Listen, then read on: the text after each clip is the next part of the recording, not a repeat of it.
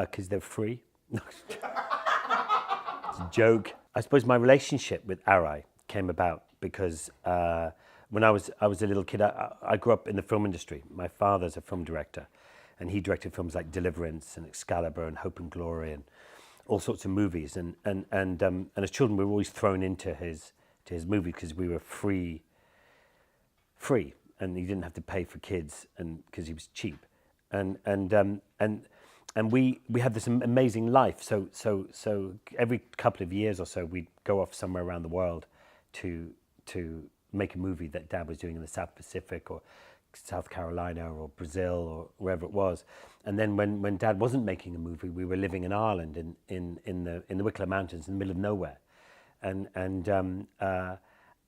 there was a guy called Tommy Rochford who lived in the village, and my dad was into horses, and we kind of were riding horses a bit. And this guy Tommy Rochford I kept hearing this two-stroke engine, and eventually I kind of found Tommy, and Tommy had this Mako 500, which was 400, which was this big.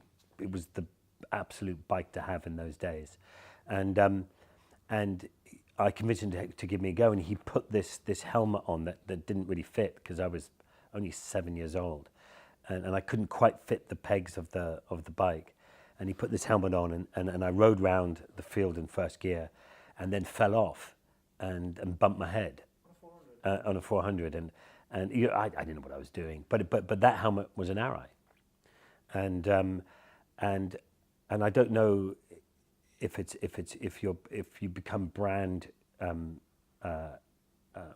loyal or whatever it was, but the first helmet I got was an Arai because he had an Arai, and then over the years I tried different helmets, but I always kind of went back to an Arai, and then when a number of years ago when Ewan and I did Long Way Round together, where we went from London to New York on motorbikes around the world, going east via in Kazakhstan and Mongolia and Siberia and stuff, we got involved and got some Arais, and the Turex is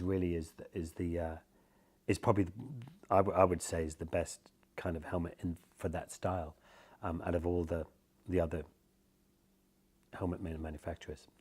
Arai is the one. I think growing up in the countryside, it was all about riding off-road, and so I think one of my first loves is enduro riding. So, which is different to motocross, which is sort of short circuit, I suppose. Whereas enduro is about long distance and riding out in the mountains, which is what I did when I was a kid. And then when I first started riding motorbikes on the road, I think as a young guy, you it's all about speed and stuff. So then I was obsessed by sports bikes, and so for years I did. I used to ride sports bikes, and then I ran a motorbike race team with Ewan McGregor. We did the British Superstock with David Jeffries and Matt Llewellyn, and we came first and second in the championship. What was it called? It was called Pace3.com. Which was one, yeah. And we always said when we had the signings, it was always the British Superbike guys that had the longest queues, but with David Jeffries and Matt Llewellyn and the Pace 3 girls, ours was always the longest queue. But and it was with a girl called Claire Ritchie, and she kind of really ran the team really, and Ewan and I just sort of messed around, and so I did that for years, and I'm obsessed by track days. I did hundreds of track days. And then when Ewan was involved in that, and then Ewan and I started doing lots of we would do track days together, or we'd ride off for a long weekend or something, spend a couple of nights in the Brecon Beacons or something, riding bikes or whatever it was, and then it was when Ewan and I started thinking about doing Long Way Round, that is when we sort of started getting into the more kind of sort of that more adventure kind of bike, which does a bit of everything. And that's sort of how it went. But even now, it's interesting. It's interesting with people who ride motorbikes, because you can almost categorize sometimes people who ride bikes. They're sports bike riders, and they're probably sports bike riders all their lives, or they're dirt bike riders and they're just dirt bike riders, or they're custom riders and Harleys and that kind of thing, or they're hipsters. And for me, it's much more about I want to do all of it. You know, I want to on a weekend I want to go and ride dirt bikes with my mates. I want to, you know, if I'm just tootling around London because I live in London and I'm going up to meetings in Soho or doing whatever it is that I have to do. I ride a Triumph T120 that I've customized and chopped up and put a big fat tire in the front and got some TKC 80 knobbly tires on it, and I kind of cruise around London with that because you don't need anything particularly fast in London.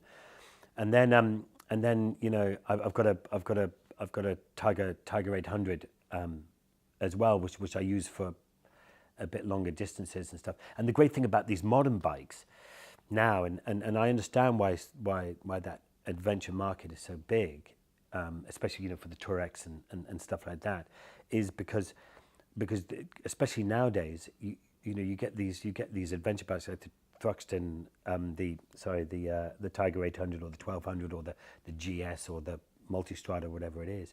You know, these bikes can do everything. Yeah. So whereas before they couldn't quite do everything, now you know you can sit on a motorway, you can go up into country twisty roads, and you can absolutely have the most amazing times. And you know, a sports bike rider will struggle to keep up with these new bikes.